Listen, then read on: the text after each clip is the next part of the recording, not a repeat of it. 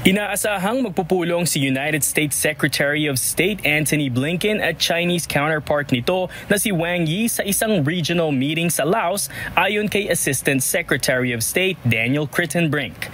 Magsasagawa naman ng security talks sina Blinken at Defense Secretary Lloyd Austin sa Japan at Pilipinas.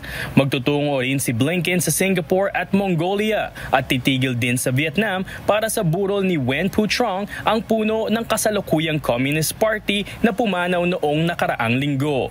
Sinabi ni Kritenbrink na ang pangunahing layunin ni Blinken ay upang siguraduhin sa mga kaalyado na all-in ang Amerika sa Indo-Pacific.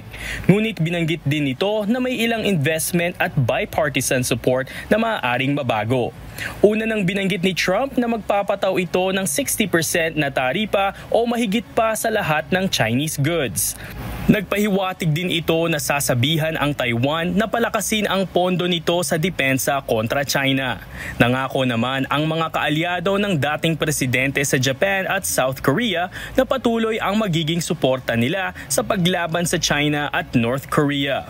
Dadalo si Blinken ng pagpupulong ng Association of Southeast Asian Nations sa Biyernes at Sabado sa Laos.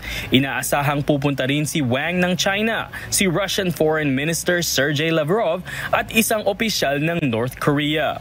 Posible namang pag-uusapan sa pulong ang nangyayari sa Myanmar.